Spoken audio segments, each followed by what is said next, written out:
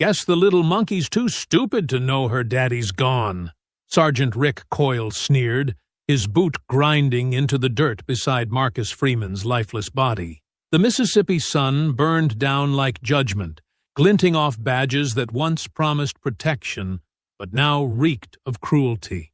9-year-old Ayanna stood frozen, her small hands trembling as the men who murdered her father laughed and turned away. They thought it was finished, just another report to rewrite, another lie to bury. But when she lifted his pistol and screamed, "Why did you kill my daddy?" the world shifted. Minutes later, black SUVs rolled in, and 13 of her father's Navy SEAL brothers surrounded the killers, armed not just with weapons, but with truth. Before we go any further, comment where in the world you are watching from, and make sure to subscribe, because tomorrow's story is one you don't want to miss. Morning sun cuts through the mist over Hollow Creek, Mississippi. The light filters through the old oak trees lining Main Street, casting dappled shadows on Marcus Freeman's blue pickup as it rumbles down the road.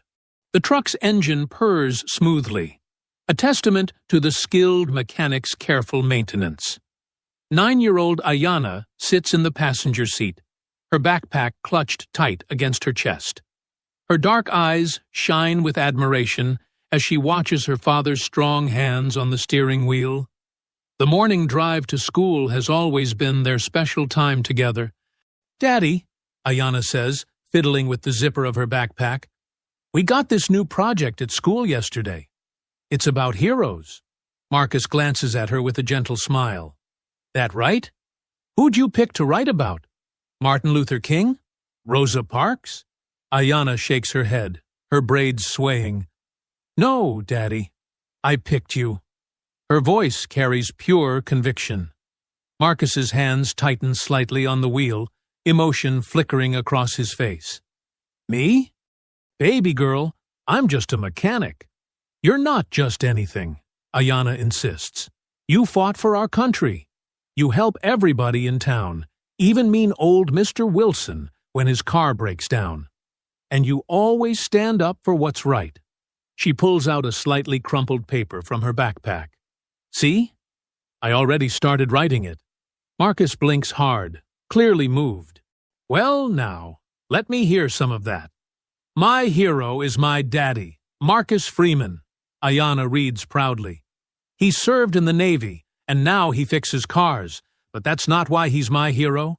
He's my hero because—" The sharp flash of red and blue lights in the rearview mirror cuts her off. Marcus's expression shifts instantly, joy replaced by a carefully controlled tension. He lets out a slow breath and eases the truck to the curb. "Put that away now, baby," he says quietly. "Remember what we talked about?" Ayanna nods, her small face suddenly serious. Hands where they can see them. No sudden moves. "Yes, sir," or "No, sir." "That's right." Marcus's voice is steady, but his jaw clenches as 2 officers approach the truck. Through the side mirror, Ayanna watches Sergeant Rick Coyle swagger toward them, his hand already resting on his holstered weapon. Officer Dunn follows behind, younger and visibly nervous. "License and registration," Coyle drawls, leaning into Marcus's window. His breath smells of coffee and tobacco. "Got a broken taillight?" "No, sir, I don't," Marcus replies calmly, reaching slowly for his phone. "I checked all my lights this morning. I'd like to record this interaction, if you don't mind." Coyle's face hardens. "Think you know better than me, boy?" The slur drips with contempt. "No, sir," Marcus says, phone now recording in his hand. "Just exercising my rights as a citizen. My registration is in the glove compartment." Ayanna sits perfectly still, her heart pounding. She's seen this before. The way some officers look at her father like he's already guilty of something. But her daddy taught her to be brave, to hold her head high. "Rights?" Coyle spits the word. "Getting mighty uppity for a mechanic. Think being a veteran makes you special?" His hand tightens on his weapon. "Sir," Marcus keeps his voice level, I'm reaching for my registration now. Moving slow. He starts to lean toward the glove compartment. Officer Dunn suddenly tenses. "Gun!" he shouts, drawing his weapon. Time seems to slow. Ayanna sees her father's eyes widen in disbelief. "No!" he starts to say. 3 shots crack the morning air like thunder. Marcus jerks violently, red blooming across his chest. His phone clatters to the pavement as he slumps forward, then sideways, falling out of the truck onto the street. "Daddy!" Ayanna's scream tears through her throat. She scrambles across the seat, dropping to her knees beside him. Blood soaks into her school clothes, but she doesn't care. "Daddy! Wake up! Please wake up!" "He reached," Coyle mutters, holstering his weapon. His face shows no remorse, only annoyance, like swatting an insect. Officer Dunn turns away, his young face pale and shaken. His hands tremble as he reaches for his radio. Ayanna cradles her father's head in her lap, tears streaming down her face. The hero essay falls from the truck, landing in a puddle of blood. The ink runs, smearing her careful words about courage and doing what's right. Morning traffic slows to a crawl as people strain to see. Some pull out phones to record. Others hurry past, eyes averted from the tragedy unfolding on their quiet street. The sun continues to rise over Hollow Creek, indifferent to the life it just lost, while a little girl's world shatters into pieces that will never fit back together the same way again. The midday sun beats down on Hollow Creek's Main Street, now a maze of yellow crime scene tape and flashing lights. Police cruisers form a barrier around Marcus Freeman's blue pickup, still standing where he took his last breath. Evidence markers dot the ground like tiny yellow graves, numbered pieces of plastic that can't begin to tell the real story. Ayanna sits in the back of an ambulance, an orange shock blanket draped over her blood-stained clothes. Her eyes haven't left the spot where her father fell. EMTs hover nearby, exchanging worried glances, but she hasn't spoken a word since they pulled her away from Marcus's body. "Sources say the suspect was armed," a reporter's voice carries from beyond the tape. "Police recovered what appears to be—" "That's a lie!" someone shouts from the growing crowd. "Marcus Freeman never carried. He was a good man." Sergeant Coyle stands with the police chief, gesturing emphatically. "Clear self-defense. He was reaching under the seat. We had no choice." His voice carries just enough for Ayanna to hear, each word landing like another bullet in her chest. Officer Dunn sits in his cruiser, head in his hands. He's already changed his shirt, but there's still blood on his shoes. More news vans arrive, their satellite dishes reaching toward the sky like metal trees. Reporters jostle for position, cameras pointed at the scene while anchors practice their concerned expressions. Live from Hollow Creek, Mississippi, where an officer-involved shooting, the EMTs turn to answer a detective's questions. In that moment, Ayanna slides off the ambulance step. Her feet move silently across the pavement. Her daddy taught her how to walk quietly when they went fishing together. The memory sends fresh tears down her cheeks. She ducks under the yellow tape while everyone's distracted by a shouting match between protesters and police. The truck's shadow welcomes her like an old friend. The driver's door still hangs open, and dried blood marks the seat where her father sat. Her small hands shake as she picks up his phone from the floorboard. The screen is cracked, but still recording, the video runtime showing over an hour. She presses stop and clutches it close. Something pulls her toward the trunk. She remembers watching her father load his gym bag there yesterday, and with it, his service pistol. He always kept it locked up at home, but he'd been planning to take it to the gunsmith for cleaning. The trunk key is on the same ring as the ignition key, still hanging there. It takes all her strength to turn it, but the trunk pops open with a familiar creak. The black handgun lies wrapped in a cloth, exactly where she'd glimpsed it yesterday. It feels heavy and cold in her hands. Her father taught her never to touch it, but her father's dead now, and all the rules died with him.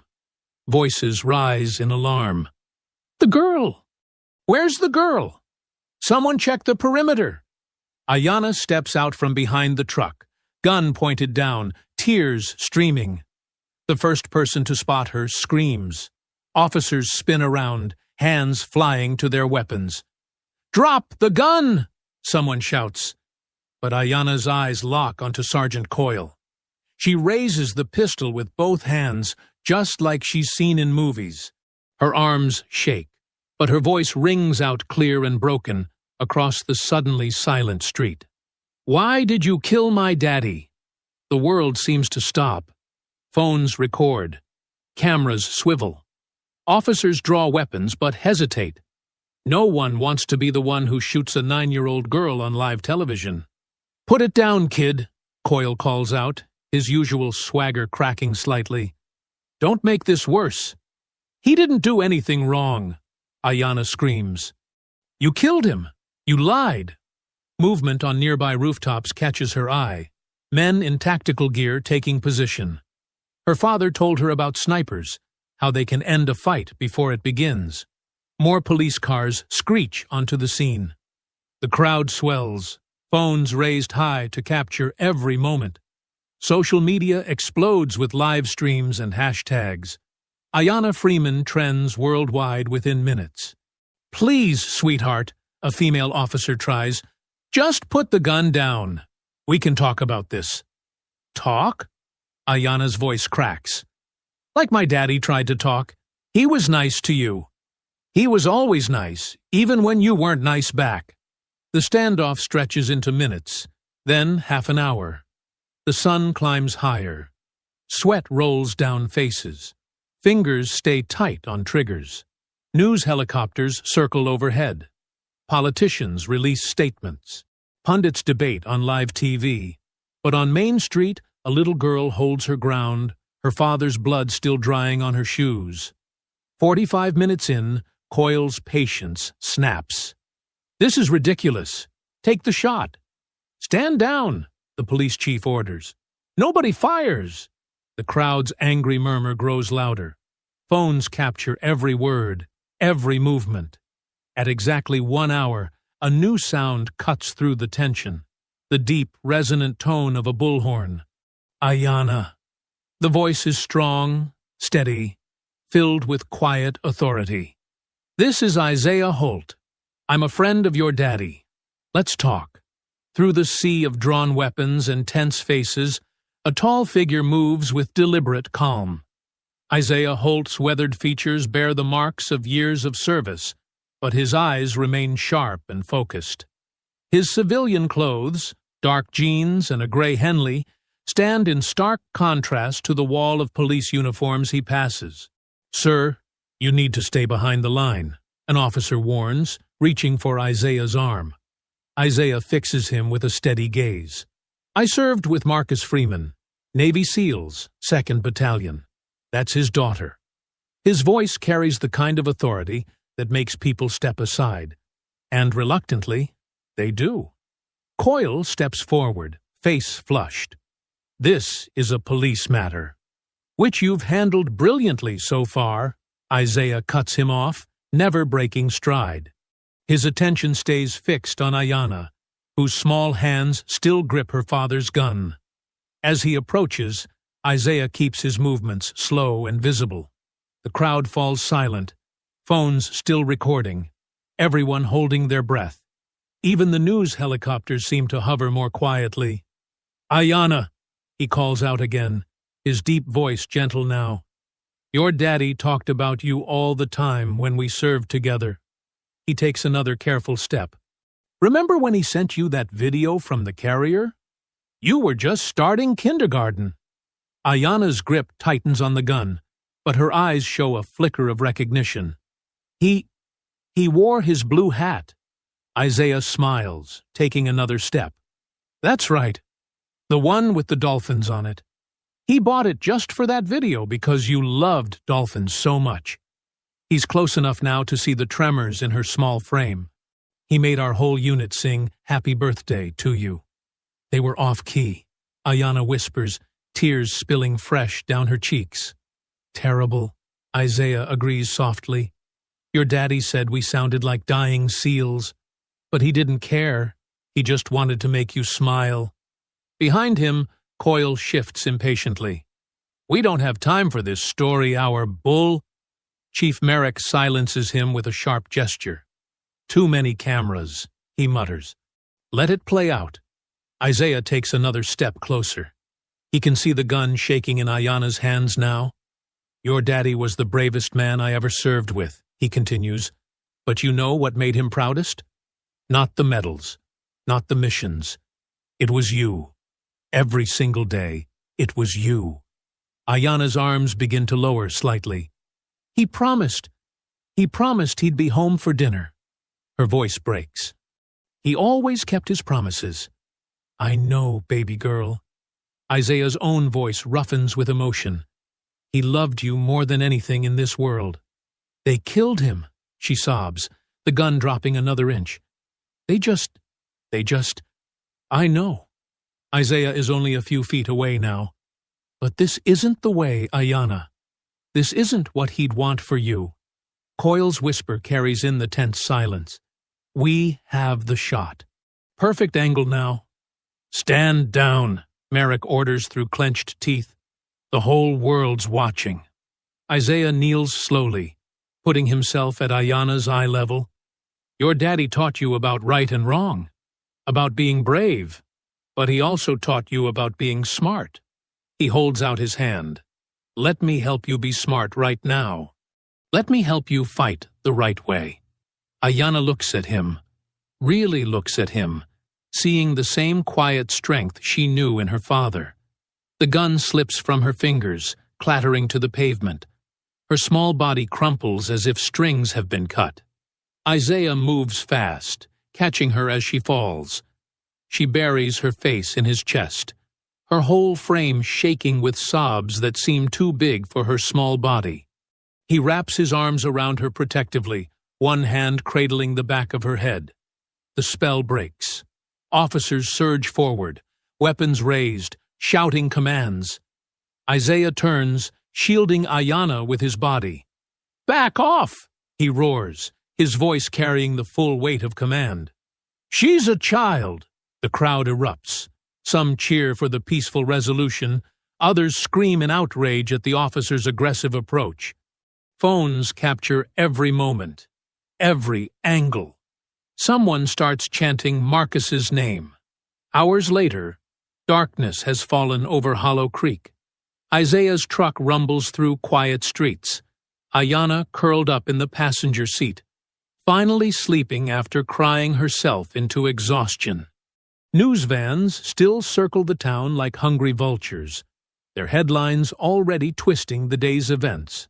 Armed child takes officers hostage, and police show restraint in armed standoff.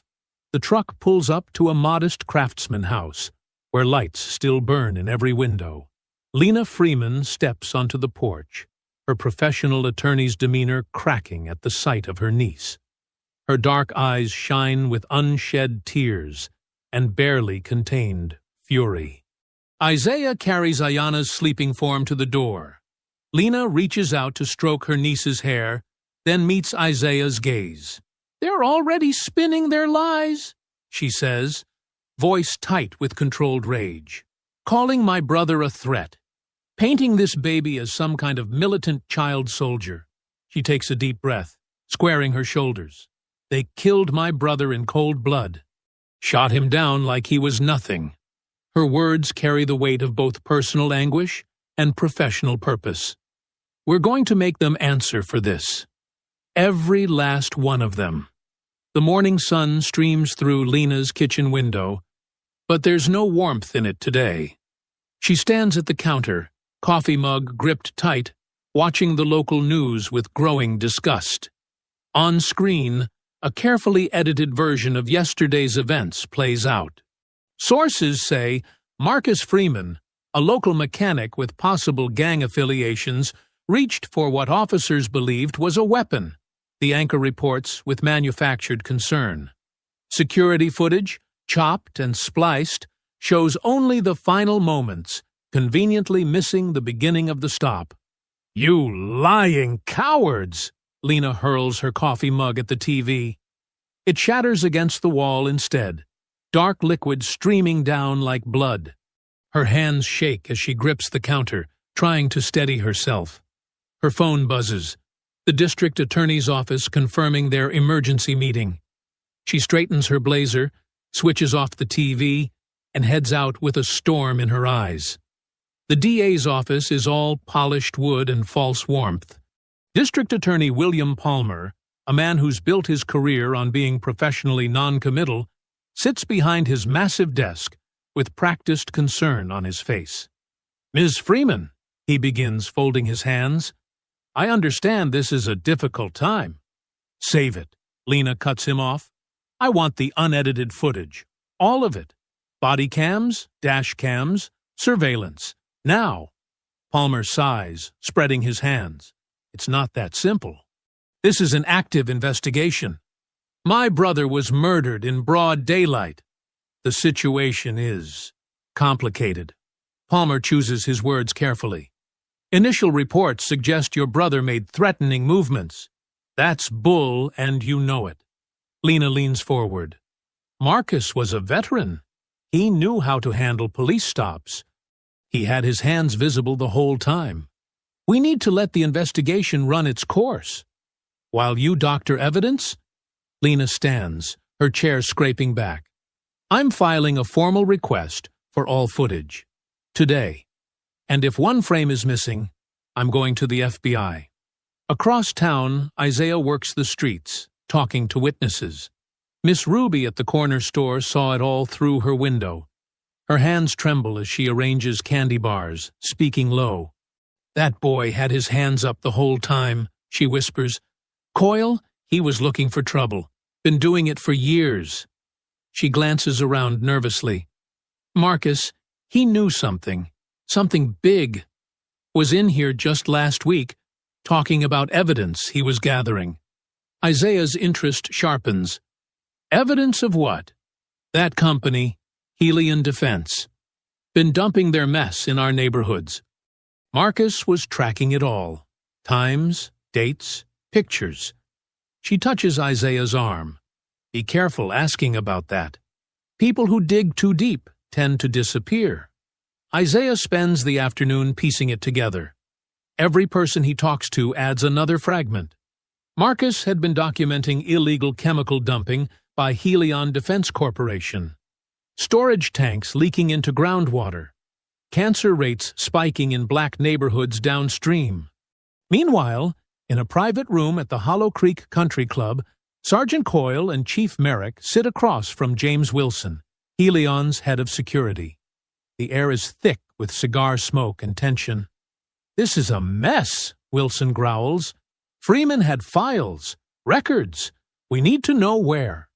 "We're handling it," Merrick assures him smoothly. "The narrative is already in place. Freeman was aggressive, reached for a weapon." "And his kid?" Wilson demands. "That stunt she pulled is all over the internet." "She's traumatized, unstable," Coyle sneers. "Works in our favor. Makes the whole family look dangerous." "Clean this up," Wilson orders. "Or the next body they find might not be a free man." As dusk approaches, Isaiah pulls up to Marcus's garage. The Freeman Auto Repair sign creaks in the wind. Using the spare key Marcus had given him years ago, he enters. The space feels hollow without Marcus's presence. Tools still hang in perfect order. Marcus had been military neat about his workspace.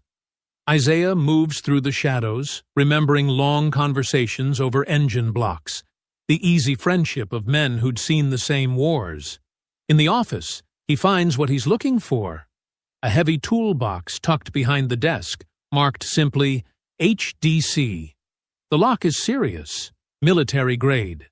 Isaiah uses the key code Marcus had once shared. His daughter's birthday. Inside, organized with a soldier's precision, are flash drives, receipts, photographs, chemical composition reports, shipping manifestos, maps marked with dump sites, and at the bottom, a handwritten note that makes Isaiah's blood run cold. If I don't make it back, tell Isaiah it wasn't an accident. He stares at his friend's familiar handwriting, jaw clenched tight. Marcus had known, had been preparing, had tried to protect himself with documentation, but in the end, paper couldn't stop bullets. Isaiah carefully closes the toolbox, securing it with trembling hands. Through the garage window, he sees a patrol car rolling past, slowing slightly. They're watching. Always watching. He waits in the darkness until it passes, the weight of Marcus's final message sitting heavy in his hands. The rain drums against Lena's windows as thunder rolls across Hollow Creek. In her dimly lit living room, papers and folders cover every surface. Isaiah sits cross-legged on the floor, methodically sorting through Marcus's documents, while Lena paces, phone pressed to her ear. "No, I need those body cam files tonight," she insists, her voice tight with frustration. "I don't care about your protocols." She listens for a moment, then hangs up with a curse. "They're stonewalling us." Isaiah looks up from a stack of receipts. They're buying time to clean up the evidence. He holds up a document. "Look at this. Purchase orders between Helion and the police department. They've been supplying crowd control equipment since the protests last summer." Lena sits beside him, frowning at the paper. "That's not unusual. Lots of departments get riot gear from defense contractors." "Yeah, but look at these shipments." Isaiah spreads out more documents. Chemical dispersal units, water cannons. But the amounts don't match. They're ordering way more than a town this size would ever need. Thunder crashes again. Upstairs, they hear a small whimper. Lena glances at the ceiling, her face softening with worry. She's been having nightmares. Can't blame her. Isaiah's jaw tightens. "Watching your father die like that." "She's sleeping with his jacket," Lena says quietly. "Won't let it go. Says it still smells like him." They work in silence for a while, the rain providing a steady backdrop to their investigation. Isaiah organizes the papers into neat piles: financial records, shipping manifests, environmental reports. Each document adds another piece to a disturbing puzzle. "Here," Lena suddenly says, holding up a contract. "Look at these signatures. The police department isn't just buying equipment. They're providing security for Helion's waste transport." Isaiah leans in. "Official escort for sensitive materials. That's how they're doing it. Moving the chemicals under police protection, so nobody asks questions." "Marcus figured it out," Lena whispers. "He tracked their routes, all those late-night convoys heading toward black neighborhoods." Her voice catches. "They killed him for this." Isaiah pulls out his phone, scrolling through contacts. "I know someone who might help. Guy named Torres. We served together. Last I heard, he was working security for Helion. Can you trust him? He was solid in the teams. Left Helion 6 months ago. Said the work felt wrong." Isaiah stands, moving to the window. "If anyone knows what we're really dealing with." The flash of movement catches his eye. A dark car parked across the street, headlights off. His combat instincts kick in instantly. "Get down!" The window explodes inward as gunfire tears through the living room. Isaiah tackles Lena to the floor, covering her body with his as bullets punch into walls and furniture. Glass shatters, wood splinters, and somewhere upstairs, Ayanna screams. "Stay down!" Isaiah commands, army crawling toward his jacket, where his pistol waits. More shots rip through the house, controlled bursts, professional work. These aren't amateur thugs. Lena starts to rise. "Ayanna! I'll get her! Stay here!" Isaiah reaches his weapon just as tires screech outside. The car peels away into the rain-soaked night, leaving behind the acrid smell of gunpowder and terror. Lena scrambles to her feet, rushing upstairs. Ayanna! Baby, are you okay? Isaiah secures the perimeter with practiced efficiency, checking angles, noting impact patterns. This wasn't random spray and pray. They aimed for the living room where the documents were spread out. They knew exactly what they were targeting. Upstairs, Ayanna sobs in Lena's arms, clutching her father's jacket like a shield. They're gonna kill us like they killed Daddy. No, baby. Lena rocks her, meeting Isaiah's eyes over her niece's head. We won't let them. Isaiah moves through the house, securing doors and windows. His mind catalogs details automatically. Trajectory angles, shell casings in the yard, tire tracks in the mud. Everything points to professionals. Helion's message couldn't be clearer. Back off or die. Sirens wail in the distance, growing closer. Isaiah quickly gathers the most crucial documents, stuffing them into Marcus's toolbox. They can't trust the police. Not now, maybe not ever again. Rain continues to pour through the broken window, soaking the carpet. Papers flutter in the wet breeze. The house that should have been a sanctuary now feels exposed, violated. Every shadow holds potential threats. Lena comes downstairs, Ayanna finally asleep again upstairs. Her face is set in hard lines of fury and fear. They tried to kill us. They tried to scare us, Isaiah corrects, checking his weapon. If they wanted us dead, they would have used different tactics. This was a warning. A warning we better take seriously. Lena surveys the bullet-riddled walls. They know what Marcus found. They know we have it. The sirens are almost here. Red and blue lights begin to strobe through the rain, painting the broken glass in alternating colors. Isaiah meets Lena's eyes, his expression grim but determined. They just declared war, he says quietly. Morning light filters through broken windows as police officers mill around Lena's bullet-riddled living room. Detective Harris, a heavy-set man with thinning hair, barely glances at the evidence markers dotting the walls. Probably gang-related, he drawls, closing his notepad. Lot of that going around lately. Isaiah stands in the corner, arms crossed, watching. Gang-related? In this neighborhood? With precision shooting patterns? Harris shrugs. Could be cartel-trained. They're getting sophisticated these days. That's bullshit, and you know it. Lena snaps from her position on the couch. She hasn't slept, dark circles under her eyes. This is about Marcus's murder and Helion defense. The detective's face hardens. Ma'am, your brother's case is closed. Don't go making connections that aren't there. Other officers pack up their equipment, barely documenting anything. No one takes photos of the tire tracks. No one collects the shell casings Isaiah spotted in the yard. It's a show of incompetence so perfect it can only be deliberate. After they leave, Isaiah drives to Marcus's garage on the edge of town.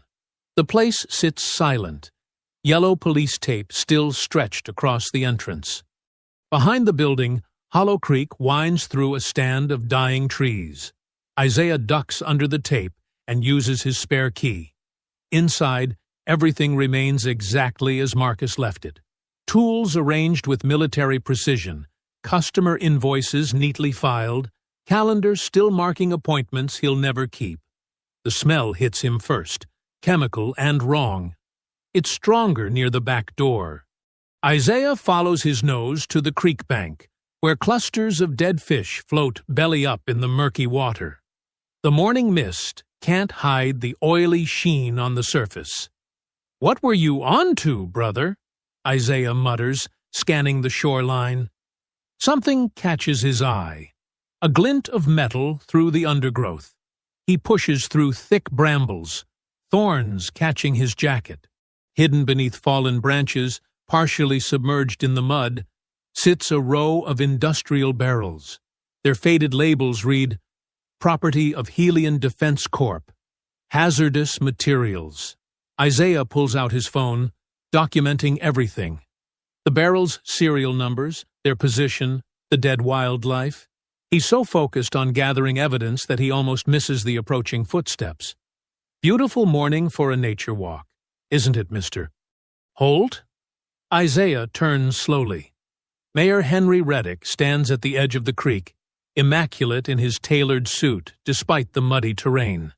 Two police officers flank him, hands resting on their weapons. Mayor! Isaiah palms his phone, making sure it's still recording. Quite a coincidence finding you here. Reddick's smile doesn't reach his eyes.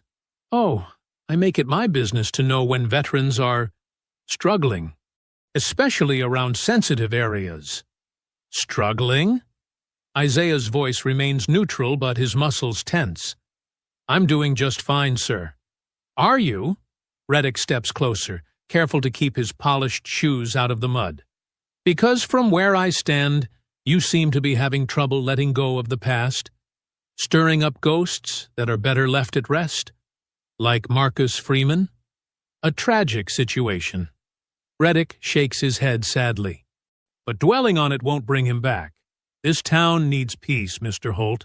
Progress. We can't have certain elements disrupting that progress. Isaiah gestures to the creek. Is this your idea of progress? Poisoning the water? Now! Reddick's voice turns sharp. Let's not make accusations we can't prove. Industrial accidents happen. Environmental surveys can be complicated. Best leave such matters to the proper authorities. The proper authorities seem awful busy looking the other way. The mayor steps closer, dropping his friendly facade. Listen carefully, son. You've served your country. You deserve respect. So let me give you some friendly advice. Go home. Find another town to settle in. Because if you keep poking around in things that don't concern you, he smiles again, cold and practiced. Well, accidents happen to veterans too, especially those with PTSD, living alone, no witnesses around. The threat hangs in the air like the chemical stench from the creek. Isaiah meets Reddick's gaze steadily. That sounded an awful lot like a threat, Mr. Mayor. Just looking out for your well-being. Reddick adjusts his tie. Consider it a final warning. For old time's sake. He turns to leave, then pauses. Oh, and Mr. Holt? If any of those documents you've been collecting somehow find their way to the media, well, let's just say the town won't take kindly to outsiders spreading lies about respected businesses. Isaiah watches them leave, recording until they're out of sight. His jaw clenches as he reviews the footage. Every threat, every implied warning captured perfectly. Back in his truck, he pulls up his email and finds the contact information Lena gave him for Tanya Cruz, an investigative journalist known for exposing corporate corruption. He attaches the video, photos of the barrels, and a brief message. Marcus Freeman's murder. Hellion defense. Environmental crimes. Mayor involved. Proof attached. Her response comes within minutes. Meet me at dawn. Bring all the proof you have. And watch your back. 3 whistleblowers on Hellion stories have died this year. Isaiah stares at the message, then at the dying creek beyond his windshield. The morning sun catches the rainbow slick of chemicals on the water's surface. Beautiful and poisonous, just like the town's smiling mayor and his perfectly pressed suit. The Blue Moon Diner sits like a lonely island in the pre-dawn darkness, its neon sign flickering weakly against the purple sky. Isaiah parks his truck behind the building, away from the highway's view, just as Tanya Cruz steps out of her weathered Subaru. She's shorter than he expected, but her presence fills the empty parking lot. Dark eyes scan the surroundings with the sharp attention of someone who's covered war zones. A press pass hangs from her neck, and a laptop bag is slung across her shoulder. Mr. Holt? Her handshake is firm. Let's take this inside. Fewer eyes. The diner's interior smells of old coffee and grease. One sleepy waitress barely looks up as they slide into a corner booth, far from the windows. Tanya orders coffee for both of them, then pulls out her laptop. "Show me everything," she says quietly. Isaiah spreads out Marcus's documents across the sticky table. Chemical disposal records, property maps, old land deeds. He plays the recording of Mayor Reddick's threats, then shows her the photos of the barrels in Hollow Creek. Tanya's fingers fly across her keyboard, cross-referencing dates and names. Her face grows darker with each connection she makes. "This goes deeper than just illegal dumping," she mutters. "Look at these property records." She turns her screen toward Isaiah. "See this land where Helion built their chemical plant? It used to be owned by 12 black families, all seized through eminent domain in 1963.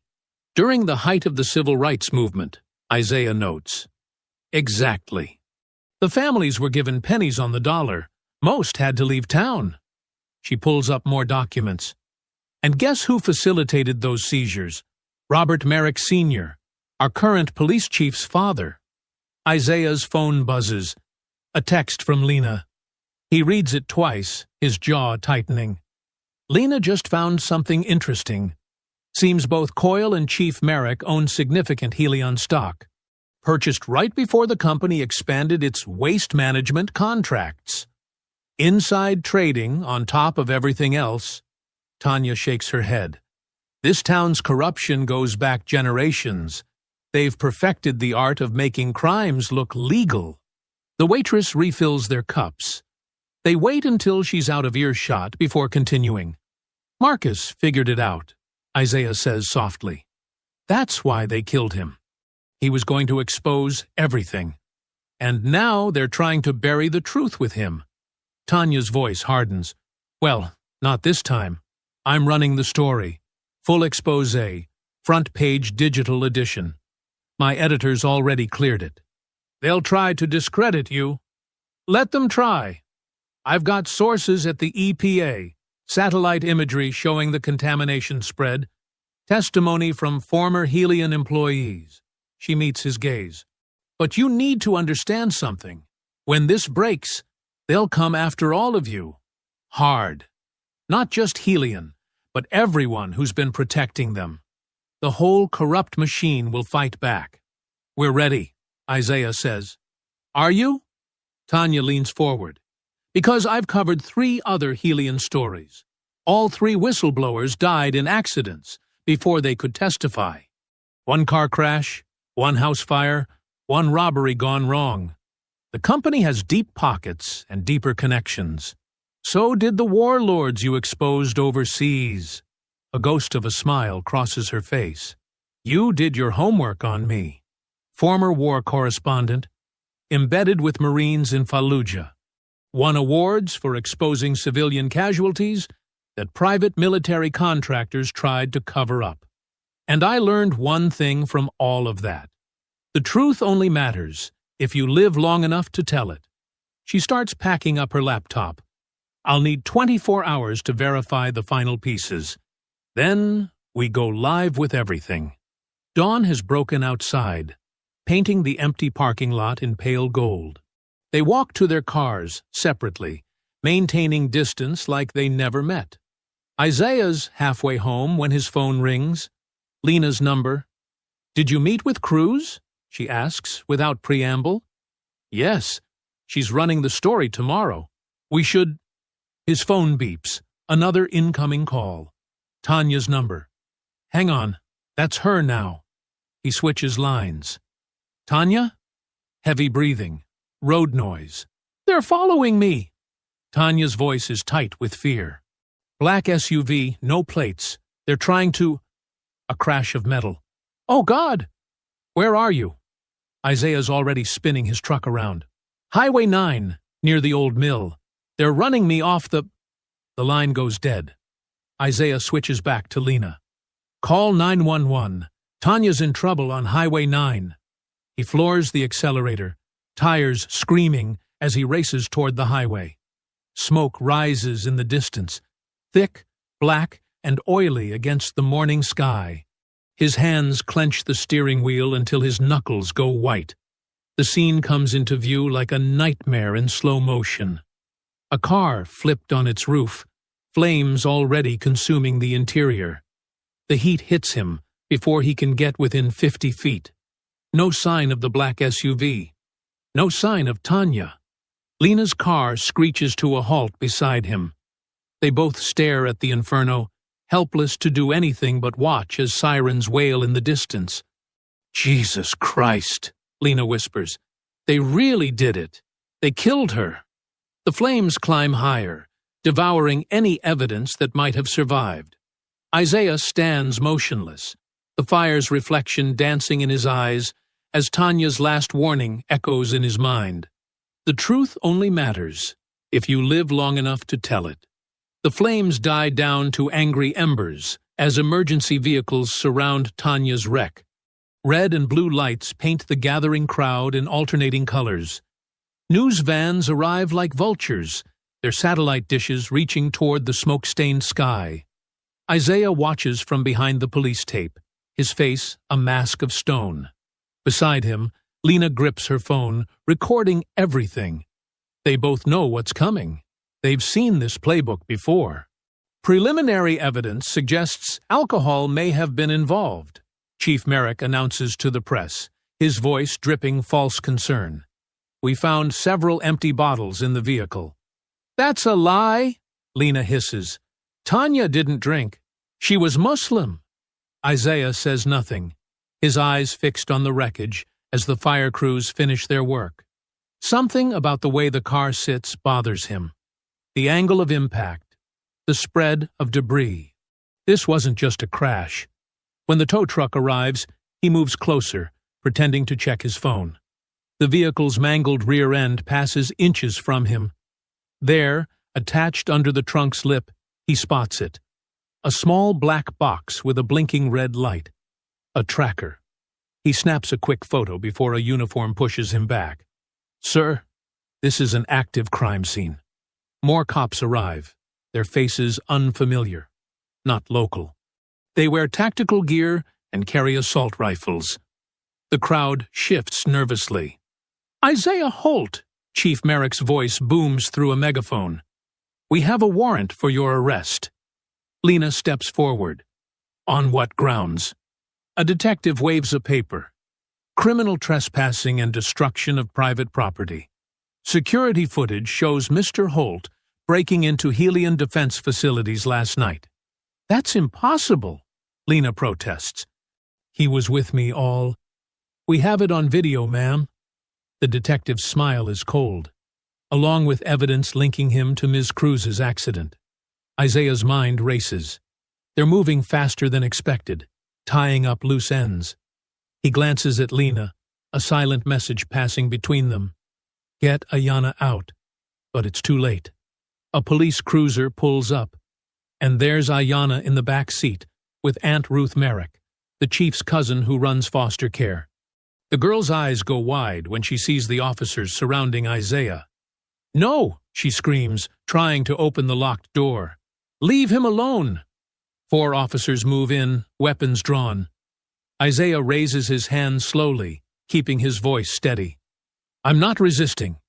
They slam him against a cruiser anyway, cuffs biting into his wrists. Ayanna's screams pierce the night air as Ruth holds her back. Lena tries to intervene, but an officer shoves her hard enough to make her stumble. "Stay back, counselor," Chief Merrick warns, "unless you want to join him." They drag Isaiah past Ayanna, who reaches for him through the car window. "Uncle Isaiah, don't let them take you too." His heart breaks at the terror in her voice, the same terror she felt watching her father die. "It's okay, baby girl. Be strong." "I'll be." A baton to his ribs cuts off his words. They force him into a different cruiser as Chief Merrick approaches, leaning close to the window. "Guess the apple didn't fall far from the tree," he sneers. "Marcus was a troublemaker too. Look where that got him." Isaiah meets his gaze steadily. "You can't hide the truth forever. Watch me." The drive to the station is short, but the real punishment begins in the booking area. No cameras here. No witnesses except cops who turn their backs. The first blow catches him in the kidney. The second splits his lip. They work methodically, careful to leave marks that won't show in his mugshot. "This is what happens to people who don't know their place," one officer growls between punches. Isaiah takes it silently, tasting blood. He thinks of Marcus, of Tanya, of all the others who died trying to expose the truth. He thinks of Ayanna's face, twisted in grief and rage. They throw him in a cell after booking, his body throbbing. The concrete floor is cold against his bruised face. Down the hall, he hears other prisoners calling out, their voices echoing off steel and stone. "Your lawyer's been blocked from entry," a young deputy whispers through the bars. "They're saying system maintenance." Isaiah pushes himself up, wincing. His split lips form the words carefully. They think they can bury the truth. The deputy glances nervously down the hall before passing him a paper towel for his bleeding mouth. In the distance, a door slams, followed by boots on concrete. Through his swollen eye, Isaiah watches shadows approach his cell. More uniforms, more pain coming. But they don't understand. Every blow, every lie, every cover-up just proves what Marcus died trying to expose. The cell door creaks open. Isaiah doesn't move, doesn't flinch. He's been through worse in war zones. They can break his body, but they can't break his resolve. Not while Ayanna still needs justice. Not while Marcus's killers walk free. Heavy footsteps enter the cell. The door clangs shut behind them. Isaiah stares straight ahead, his body tense but ready. In the fluorescent light, brass knuckles glint on meaty fists. "Ready for round 2, hero?" The jail cell's fluorescent lights buzz like angry wasps, casting harsh shadows across Isaiah's bruised face. His ribs scream with every breath, but he forces himself to sit up straight on the thin mattress. Down the corridor, someone's sobbing echoes off concrete walls. 3 days have passed since his arrest. 3 days of questioning that left purple bruises hidden under his orange jumpsuit. But it's not his own situation that keeps him awake at night. It's knowing what Ayanna must be going through. Through the tiny window in his cell, he catches fragments of courthouse news from passing guards. Lena's voice carries from the hallway during visiting hours, though they won't let her see him. Her words paint a grim picture. "They've placed her with Ruth Merrick," Lena had shouted yesterday, making sure he could hear. "That woman's running a re-education camp disguised as foster care, trying to save black children from their culture." Isaiah's fists clench at the thought of Ayanna in that house. Ruth Merrick's reputation is well known in the black community. A woman who wraps racism in a sugary coating of Christian concern. He learns more during meal delivery from other inmates. Ruth makes foster kids attend her all-white church 3 times a week, forces them to write essays about their sins, punishes them for speaking in anything but proper English. "My cousin went through her house last year," his cellmate whispers during yard time. "Said she locked up kids' family photos, called them negative influences." The mental image of Ayanna, proud, fierce Ayanna, trapped in that environment, makes Isaiah's blood boil. But the system has them in a chokehold. Every move they make gets twisted against them. When Lena tried filing for emergency custody, the Bar Association suddenly discovered ethics violations in her past cases.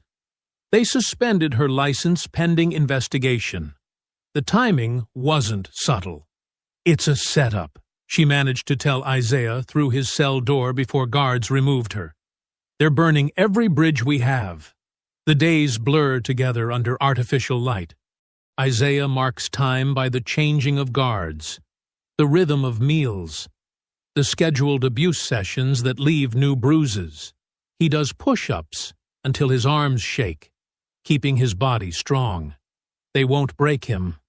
During dinner, a new story reaches him through the prison grapevine.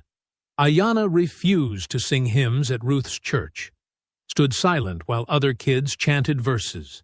Ruth made her kneel on raw rice for an hour as punishment. But she didn't cry, the trustee whispers while collecting trays. Just stared straight ahead, like her daddy used to do. Pride mixes with worry in Isaiah's chest.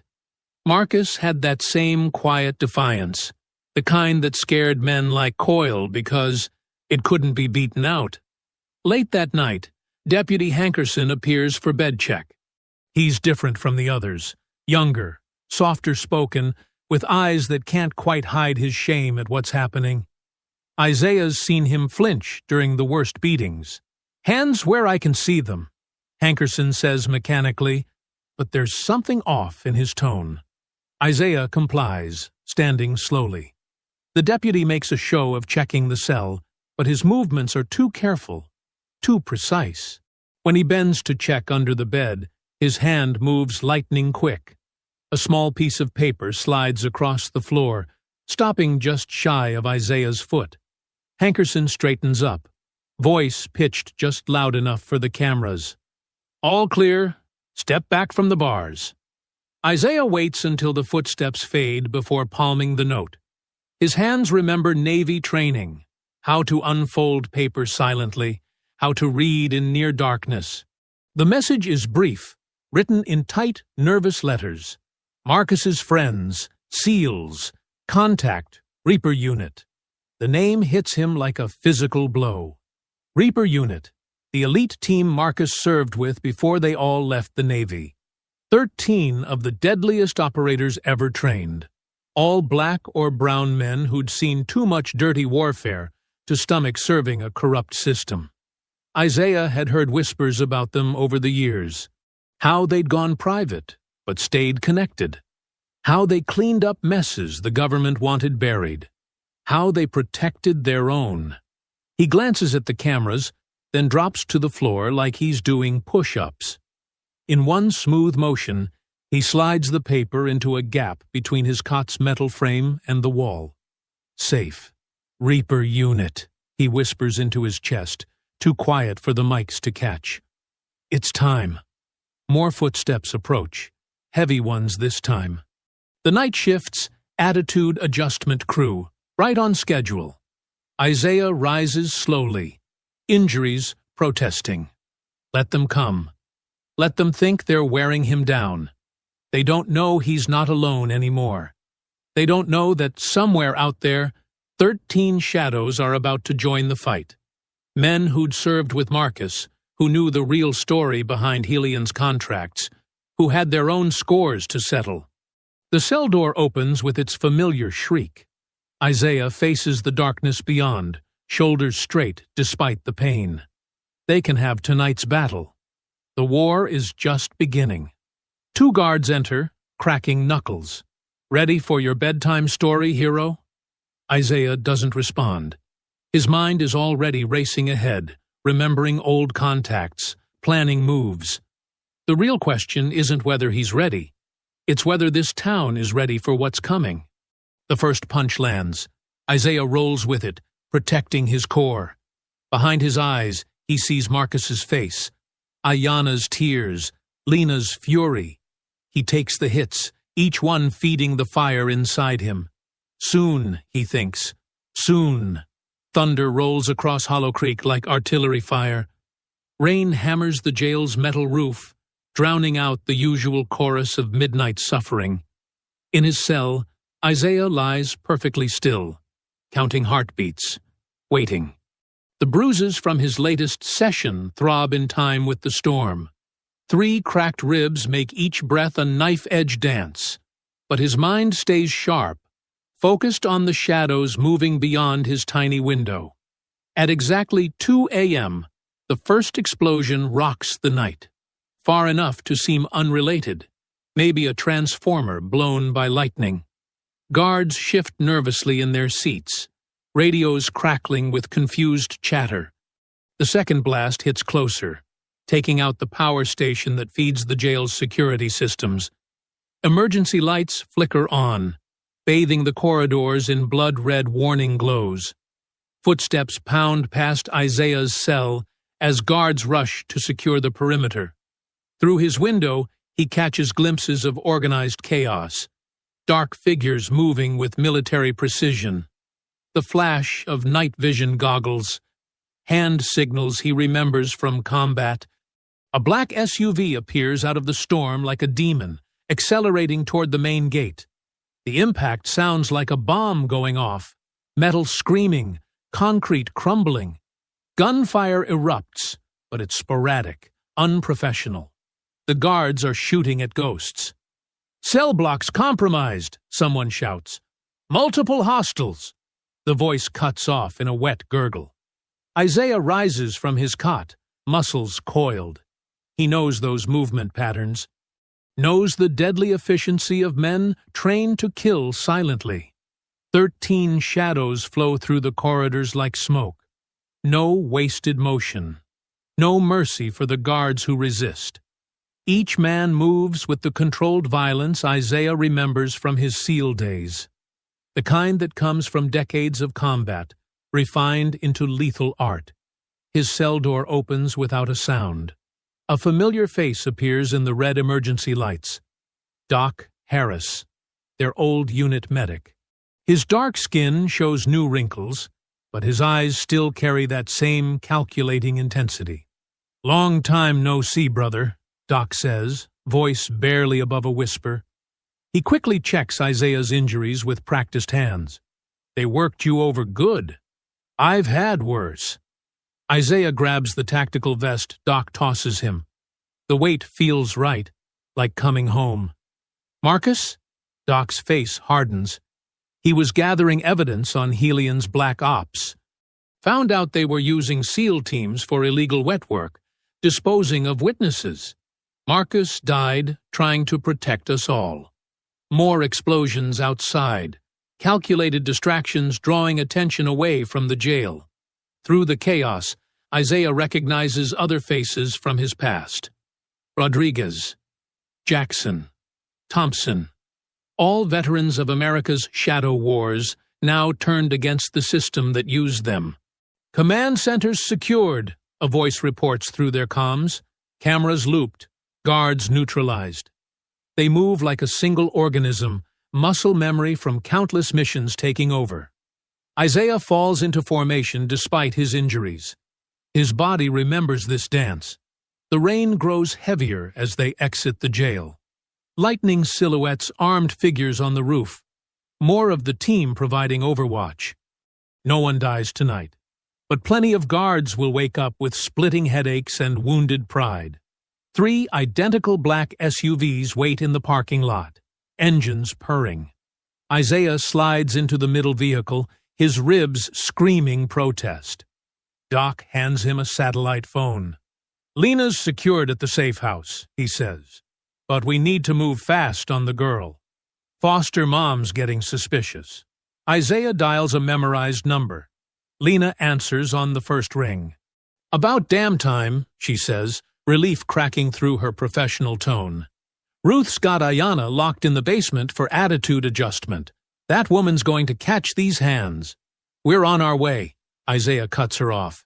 "Be ready to move in 20. The SUVs split up, taking different routes through the storm. Isaiah's vehicle heads toward the outskirts of town, where Ruth Merrick's Victorian mansion squats like a malignant toad. 2 members of the team are already in position, having scouted the property days ago. "No security system," Doc reports, checking thermal imaging. 2 heat signatures in the basement, 1 adult, 1 child. Isaiah's jaw tightens. Ruth's down there with her? Not for long. The extraction takes less than 3 minutes. The basement door proves no match for breaching charges. Ruth barely has time to turn around before she's zip-tied and gagged, her self-righteous protests muffled. They find Ayanna curled in a corner, defiant, even in tears. Her eyes light up when she sees Isaiah. "I knew you'd come," she whispers, throwing herself into his arms. He lifts her despite his ribs' protest, holding her close as they move through the rain to the waiting vehicles. The safe house is an old hunting cabin deep in the woods, off any official maps. Lena meets them on the porch, pulling Ayanna into a fierce embrace. The girl's shoulders finally relax as she breathes in her aunt's familiar scent. Inside, the 13 members of Reaper Unit gather around a scarred wooden table. Maps spread out, show the town, the chemical plant, the police station. Weapons and tactical gear lie ready. Isaiah studies the faces of his brothers in arms. Men who've seen the worst humanity offers, but still chose to stand against it. Men who came when called because Marcus was family, and family demands justice. Lightning flashes through grimy windows. Thunder shakes the cabin's foundations. Isaiah looks at the assembled warriors and speaks the words they've all been waiting to hear. Tomorrow, we end this.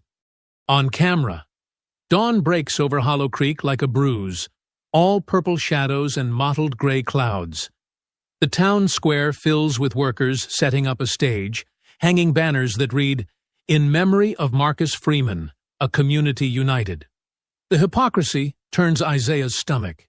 He watches from a parked car 2 blocks away, hidden behind tinted windows. Police cruisers circle the perimeter like sharks, their lights off, but their presence heavy. Chief Merrick supervises the security setup personally, positioning snipers on surrounding rooftops. "They're expecting trouble," Doc says from the driver's seat, passing Isaiah a pair of binoculars. Counted 16 officers visible, probably more undercover in the crowd. Isaiah studies the growing gathering through magnified glass. Local news vans jockey for position near the podium. Mayor Reddick's staff arranges chairs in neat rows, making sure the cameras will catch their carefully orchestrated show of unity. "Good," Isaiah grunts. More witnesses. His phone buzzes. Lena sending updates from the safe house where she's helping Ayanna prepare. The girl insisted on speaking at the memorial despite their concerns. "Some things need saying," she'd told them, her young face set with determination that mirrored her father's. Rodriguez's voice crackles through their encrypted radio. "Tech team in position. We've tapped into every local broadcast feed and hijacked the emergency alert system. When you give the signal, Marcus's files go live to every screen in 3 counties. Isaiah checks his watch. 2 hours until the ceremony. In the back seat, Thompson and Jackson verify their gear. Non-lethal, but effective. No one dies today, but plenty of people will face justice. Crowds getting bigger, Doc notes. Looks like the whole town showed up. Isaiah studies the faces through his binoculars. Black residents cluster together, their expressions wary but hopeful. White townspeople maintain careful distance, some wearing blue ribbons in support of law enforcement. The divide runs visible as a scar through the gathering. His phone buzzes again. A photo from Lena shows Ayanna in a simple black dress, her father's dog tags hanging around her neck. The message reads, "She's ready. Are we?" Movement at City Hall, Rodriguez reports. Mayor's motorcade rolling out. Helion exec cars right behind them. Isaiah watches the procession of black SUVs and police escorts wind through downtown. They're making a show of force, flexing their control one last time before it all comes crashing down.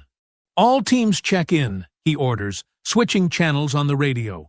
"Alpha team in position. Thompson and his group responsible for securing exits. Bravo standing by. Jackson's team handling crowd control if needed. Charlie ready. Rodriguez and the tech specialists, fingers hovering over keyboards. Delta in place. Doc's medical team, prepared for any violence." Isaiah takes a deep breath, feeling his cracked ribs protest. The pain keeps him focused. "Remember, we do this clean. By the book. Let the evidence speak for itself." The memorial program starts at exactly 10 a.m. Mayor Reddick takes the podium first, his voice booming through speakers around the square. Today we gather as one community to honor a fallen neighbor. Isaiah's lip curls at the lies. Through his earpiece, he hears Lena and Ayanna arriving through the back entrance they secured earlier. Right on schedule, the mayor drones on about healing and unity, while Chief Merrick stands stone-faced behind him. Neither man shows any sign of shame for their part in Marcus's murder and the cover-up that followed. Signal strength is good, Rodriguez reports. Ready when you are. Isaiah watches Helion's CEO shift uncomfortably in his front-row seat. The man keeps checking his phone, probably wondering why his security team isn't responding. They're all currently zip-tied in a warehouse across town, courtesy of Reaper Unit's advance team. Mayor Reddick introduces a local pastor for the invocation. The crowd bows their heads. Isaiah uses the moment to slip through their ranks, moving like a shadow despite his injuries. Other members of Reaper Unit do the same, taking their positions. The prayer ends. Reddick returns to the microphone. And now, to share some words about her father, we welcome young Ayanna Freeman. A murmur runs through the crowd as Ayanna approaches the podium. She looks tiny up there, but her spine is straight as a blade. Lena stands protectively nearby, watching the police officers with open contempt. Isaiah's finger hovers over the radio trigger. Everything hinges on timing now. Years of combat experience have taught him the importance of patience, of waiting for the perfect moment to strike. Ayanna adjusts the microphone. Her voice comes out clear and strong. My daddy was a hero.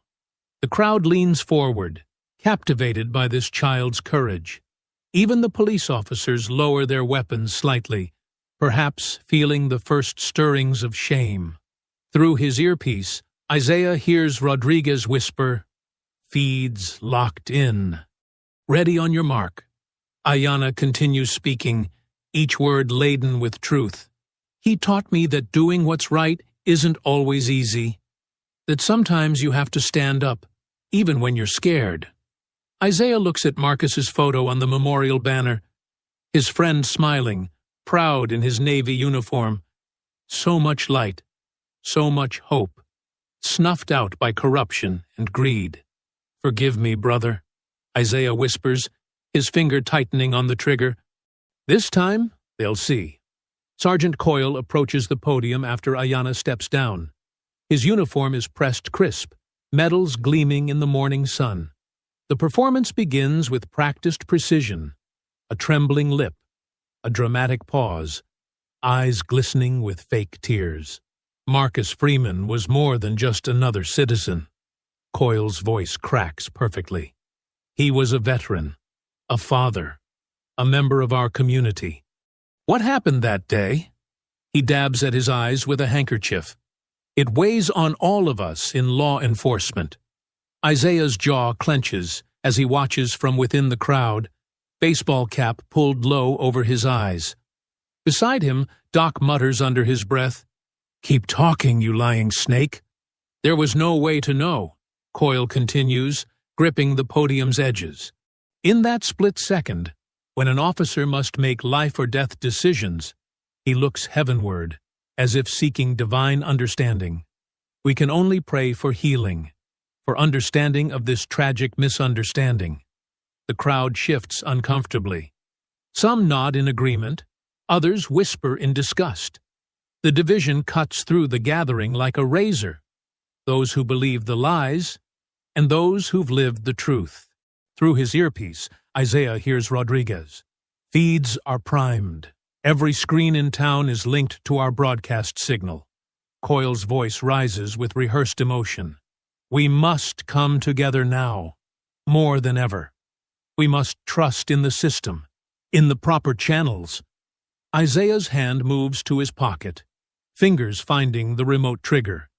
He glances at the massive LED screens flanking the stage, currently showing Coyle's performance in high definition. His gaze sweeps over the positioning of his team.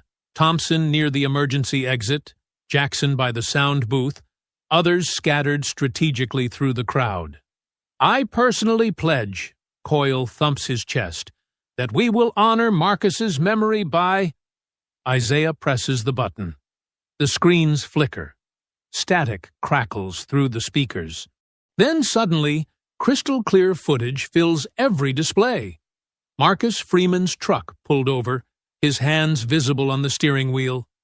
The timestamp shows the real, unedited body cam video. Gasps ripple through the crowd. On screen, Marcus speaks calmly. "Officer, I'm reaching for my registration." Coyle freezes mid-sentence at the podium, his face draining of color as his own voice blares through the speakers. "Shut your mouth, boy." The footage continues mercilessly. No weapon, no threat, just 3 shots, and Marcus falling, while Ayanna's screams pierce the morning air. The truth, raw and undeniable, plays out in high definition. But it doesn't stop there. More footage follows, security camera clips of late-night chemical dumps, body cam videos of coordinated harassment, recorded meetings between police and Helion executives. Years of corruption cascade across the screens. The crowd erupts. Some people cry out in horror, others in vindication. News cameras swing wildly between the screens and the stunned faces of officials on stage. Mayor Reddick stumbles backward. Helion's CEO bolts for his security detail, only to find them mysteriously absent. "Shut it off!" Chief Merrick bellows, but his tech team's equipment is dead, hijacked by Rodriguez's superior skills. "Kill the power!" Isaiah steps forward, removing his cap. Around him, other members of Reaper Unit emerge from the crowd like shadows taking form. The police officers on scene raise their weapons, but they're suddenly unsure where to aim. There are too many targets, too many angles to cover.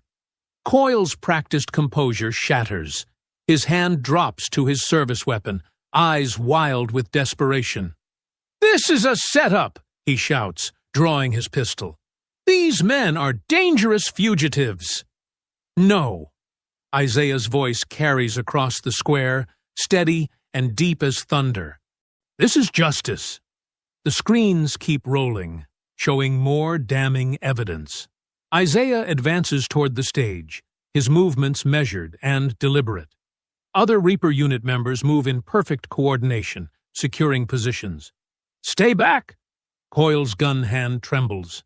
Behind him, other officers look increasingly uncertain, watching their carefully constructed lies crumble in real time. Lena steps forward, her phone held high, streaming everything live. "Put down your weapon, Sergeant. The whole world is watching now." More phones rise from the crowd, hundreds of cameras capturing every moment. There's no hiding anymore, no twisting the narrative.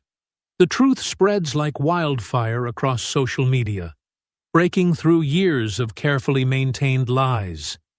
Ayanna stands at the edge of the stage, her father's dog tags catching the sunlight. She stares directly at Coyle, no longer afraid. "You killed my daddy," she says, her voice carrying through the square. And now everyone knows why. The footage loops back to Marcus's murder. Each time it plays, the impact hits harder. Some officers lower their weapons, stepping back from Coyle as if his guilt might be contagious. Others look sick, finally facing what they've enabled through their silence. Isaiah continues his advance, flanked by his team. Their formation is precise, professional, not terrorists or thugs, but trained warriors bringing light to darkness. The contrast between their discipline and Coyle's unraveling control tells its own story. "You can't," Coyle's voice cracks, real emotion replacing his earlier performance. "You don't understand what they'll do." "We understand exactly what they'll do," Isaiah replies, steady and relentless as the tide. "That's why we're here." The screens above them fill with more evidence. Property records showing stolen land, medical reports documenting chemical exposure, financial transfers between Helion and police leadership. The truth pours out like a flood, washing away decades of careful manipulation. Coyle's finger tightens on the trigger. A shot rings out, then another. Chaos erupts as police officers open fire into the crowd. People scream and scatter, seeking cover behind cars and trees. "Protect the civilians!" Isaiah's command cuts through the mayhem. The Reaper unit springs into action, their training evident in every move. Doc tackles an elderly woman behind a concrete planter just as bullets chip the stone. Thompson shields a group of children, hustling them behind the memorial wall. Smoke grenades hiss across the pavement, filling the square with thick gray clouds. Through the haze, the sounds of combat echo. The sharp crack of gunfire mixed with the meaty impact of hand-to-hand fighting. "Get the cameras rolling!" Lena shouts, directing news crews to safe positions while maintaining their shots. "The world needs to see this!" Isaiah moves through the smoke like a ghost, his SEAL training taking over. He spots Coyle trying to escape through the chaos, shoving civilians aside as he runs. With practiced precision, Isaiah cuts through the crowd in pursuit. "Going somewhere, Sergeant." Isaiah's voice freezes Coyle in his tracks. Coyle spins, firing wildly. Isaiah rolls behind a parked car as bullets ping off metal. Around them, the square has become a battlefield. Reaper unit members systematically disarming police officers while protecting trapped civilians. "You people never learn your place," Coyle screams, reloading. "Always pushing, always causing trouble." "Our place?" Isaiah emerges from cover, moving like liquid shadow. "Our place is right here, standing up to men like you." Coyle charges, abandoning his empty weapon for a wild haymaker. Isaiah slips the punch, years of combat experience evident in every movement. The two men clash in the center of the square, their fight illuminated by emergency lights and camera flashes. "I've been waiting for this," Coyle snarls, landing a lucky blow to Isaiah's ribs. "Gonna put you down like your friend Marcus." Isaiah's eyes narrow. He blocks Coyle's next punch and counters with a devastating combination. Jab, cross, elbow. Coyle staggers back, blood spraying from his nose. The sergeant fights dirty, trying to gouge eyes and grab groin, but Isaiah's technical superiority is overwhelming. "Look around you," Isaiah says, deflecting another wild swing. "Your empire of lies is falling." Through the thinning smoke, they can see federal vehicles arriving, black SUVs and helicopters descending on the scene. The FBI, drawn by Lena's livestream and the mounting evidence, has finally arrived. Coyle's face twists with desperate rage. He pulls a hidden knife, slashing wildly. "You're nothing! You hear me? Nothing!" Isaiah catches the knife hand, applies pressure to the wrist. The blade clatters to the pavement. In one fluid motion, he sweeps Coyle's legs and drives him to the ground, securing an arm lock that makes the sergeant howl in pain. "We're nothing?" Isaiah increases the pressure slightly. "We're the people you couldn't break, the truth you couldn't bury, the justice you couldn't stop." Cameras surround them, capturing every moment. News helicopters circle overhead, their spotlights creating a stark tableau. Isaiah, standing tall and controlled, Coyle writhing in the dust at his feet. "Go ahead," Coyle spits blood. "Kill me. Prove what animals you are." Isaiah releases the hold and steps back. "No, you don't get to die a martyr." He pulls his own handcuffs from his belt, the ones he'd worn in jail just days before. "You get to live with your shame." The cuffs click shut around Coyle's wrists. Above them, federal helicopters touch down, agents in tactical gear flooding the square. They secure the scene with practiced efficiency, detaining corrupt officers and gathering evidence. "This is what your heroes look like," Isaiah announces to the cameras, hauling Coyle to his feet. "Men who murder fathers in front of their children. Men who poison communities for profit. Men who hide behind badges while dealing in death. He marches Coyle toward the nearest federal agent, past rows of phones recording every step. The sergeant's head hangs low, his carefully maintained image shattered beyond repair. Special Agent Cooper, FBI, the agent says, presenting credentials. We'll take him from here. We have a lot of questions about Helion defense contracts. Isaiah hands Coyle over, watching as he's led to a waiting helicopter. Around the square, other arrests are underway. Chief Merrick, Mayor Reddick, Helion executives caught trying to flee. The Reaper unit maintains order, ensuring no more civilians are harmed in the process. Ayanna approaches through the settling smoke, Lena's hand protective on her shoulder. She looks at the helicopter carrying away her father's killer, then up at Isaiah. Is it over? She asks, her voice small but steady. Isaiah kneels beside her, gentle despite his bruised knuckles and split lip. The fighting's over, he says. But the real work, making sure this never happens again, that's just beginning. Federal agents swarm the square, cataloging evidence and taking statements. News crews broadcast live to a stunned nation. The truth, so long suppressed, spreads unstoppably across screens worldwide. In the distance, sirens wail as more authorities arrive, drawn to the epicenter of a corruption scandal that would shake the country to its core.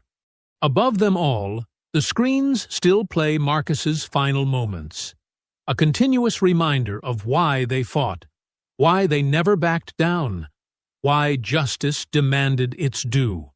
2 days after the standoff at the memorial, dawn breaks over Hollow Creek with a different energy. The morning news plays on TVs across town, showing footage of Chief Merrick's resignation press conference. He stands at a podium, pale and defeated, as reporters shout questions about Helion Defense Corporation's illegal activities. Breaking news, the anchor announces. Federal agents have issued subpoenas to Helion CEO Richard Palmer and 12 other executives following evidence of environmental crimes and conspiracy. Lena Freeman sits in her office, watching the coverage while unpacking her law books. The Mississippi Bar Association letter lies open on her desk, a full reinstatement and formal apology. Her phone hasn't stopped ringing since the story broke. Reporters, potential clients, and civil rights organizations all want to speak with the attorney who helped expose the corruption. She picks up a framed photo of Marcus from a box and places it on her desk. "We did it, Big Brother," she whispers, touching the glass. "We showed them what truth looks like." Across town, Isaiah Holt ignores the third call from CNN. His phone buzzes constantly with interview requests, but he has no interest in becoming a media figure. He parks his truck at Oak Hill Cemetery, where fresh flowers already cover Marcus Freeman's grave. News of his murder and the subsequent cover-up has touched people nationwide. Isaiah walks slowly through the morning mist, his boots leaving prints in the wet grass. He carries a small American flag, the kind given at military funerals. Behind him, Ayanna follows quietly, clutching something in her small hands. They reach Marcus's headstone, simple and dignified like the man himself. The inscription reads, "Marcus Freeman, beloved father, brother, friend. Stand for what's right, even if you stand alone." Isaiah plants the flag beside the stone. "People keep calling me a hero," he says softly. "But you were the real hero, Marcus. You started this fight knowing what it might cost." Ayanna steps forward, her face solemn but composed. In her hands, she holds her father's Navy Cross, his highest military honor. She had found it in his toolbox, wrapped in a handkerchief, with a note explaining its significance. "Daddy never talked about this," she says, running her fingers over the bronze cross. "He said real heroes don't brag." "That's true," Isaiah nods. "Your father believed in doing what's right because it's right, not for recognition." Ayanna places the medal carefully against the headstone, arranging it so morning sunlight catches the metal. "The news people want to interview me," she says. "They keep calling Aunt Lena's house." "You don't have to talk to them if you don't want to," Isaiah assures her. "What happened? It's your story to tell when and if you choose." She looks up at him, her eyes carrying wisdom beyond her years. "I want people to know who my daddy really was. Not what those police said about him." Isaiah remembers the lies they spread after the shooting, how they tried to paint Marcus as a threat, a criminal. Now those same officers sit in federal custody, their badges stripped away, facing years in prison. "The truth came out," Isaiah says, "because you were brave enough to stand up, because you wouldn't let them hide what they did." Ayanna wipes a tear from her cheek. "Sometimes I still get scared," she admits, "when I see police cars or when people stare at me in stores." Isaiah kneels beside her, his voice gentle but firm. Being brave doesn't mean not being scared. It means doing what's right, even when you're terrified. That's what your daddy taught us both. They stand in comfortable silence, watching shadows shift across the headstone as clouds pass overhead. In the distance, a church bell tolls the hour.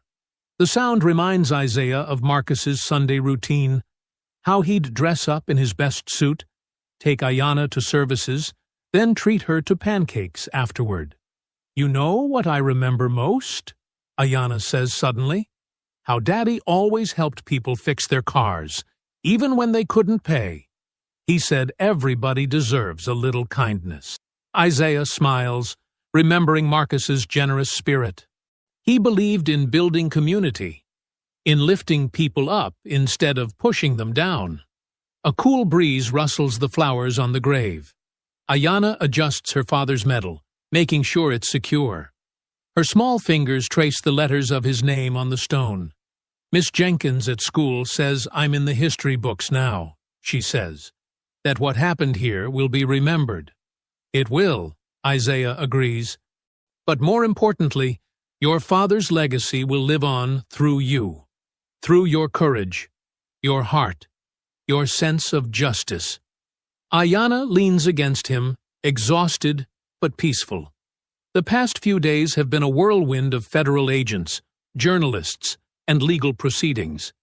Through it all, she's shown remarkable strength. Isaiah wraps his arms around her small frame, holding her close as the morning sun warms their faces. "You made him proud, baby girl," he says softly. "So proud." 1 month later, Hollow Creek's town square looks transformed. Gone are the bullet holes and scorch marks from that fateful day. Fresh paint brightens storefronts, and new benches line the sidewalks. But the most striking changes are the murals that now dominate 2 prominent walls. On the east wall, Marcus Freeman's face gazes out over the square, his expression both gentle and determined. The artist captured his essence perfectly. The quiet strength in his eyes, the slight smile that always made people feel welcome. Next to his portrait, Tanya Cruz's mural shows her holding a notebook, her face fierce and focused, embodying the relentless pursuit of truth that ultimately cost her life. The square fills steadily as afternoon shadows lengthen. People arrive carrying folding chairs and blankets, setting up on the fresh grass where temporary stages and speakers stand ready. Children dart between adults' legs, their laughter echoing off buildings that once witnessed so much pain. The crowd grows diverse. Elderly black residents who've lived here all their lives chat with young white families who've just moved in. Hispanic business owners close their shops early to join the gathering, and Asian students from the community college help set up refreshment tables. Lena Freeman adjusts the microphone on the small stage, her legal pad covered in last-minute notes. She's wearing a dress in Marcus's favorite shade of blue. Behind her, a banner reads, "Hollow Creek Unity Celebration. Truth Grows Here." Isaiah Holt stands at the edge of the crowd, leather jacket on despite the warm evening.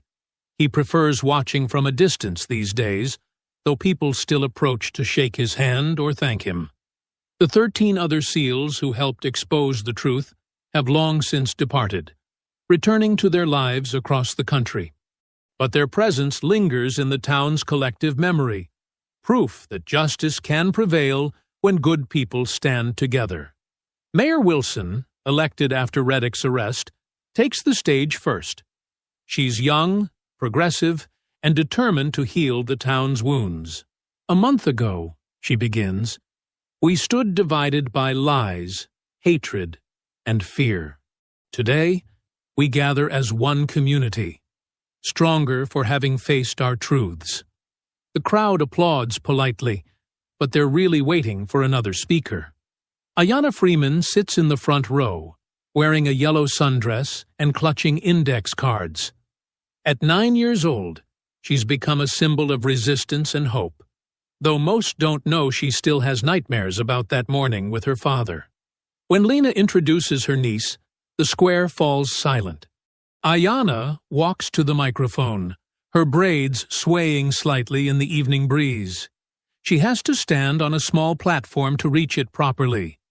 Isaiah notices her hands trembling, but admires how she squares her shoulders, just like Marcus used to do. "My name is Ayanna Freeman," she begins, her voice clear and strong despite its youth. "A lot of people know me as the girl who pointed a gun at police, or the daughter of the man they killed. But I want to tell you who I really am." She pauses, looking out at the sea of faces. "I'm a girl who loved having pancakes with her daddy on Sundays, who helped him fix cars in his garage, who learned from him that being brave doesn't mean not being scared. It means doing what's right, even when you're terrified." In the crowd, several people wipe away tears. An elderly white woman reaches over to squeeze the hand of a young black mother next to her. "When they killed my daddy, they thought they could hide the truth. They thought nobody would listen to a little girl. But they were wrong." Ayanna's voice grows stronger. "My daddy always said that lies are like chains. They might hold you down for a while, but truth breaks them every time." Isaiah notices movement at the edges of the crowd, reporters with cameras trying to capture this moment. But for once, their presence doesn't feel intrusive. This needs to be documented, needs to be remembered. Miss Cruz, Tanya, she believed in truth too. She died trying to help us tell it. Ayanna gestures to the journalist's mural. So did a lot of other people who got hurt, or lost their jobs, or were scared to speak up. But they did it anyway, because that's what courage looks like. The setting sun casts long shadows across the square, painting everything in soft gold light. Someone starts a rhythm of gentle clapping, and it spreads through the crowd like ripples in water.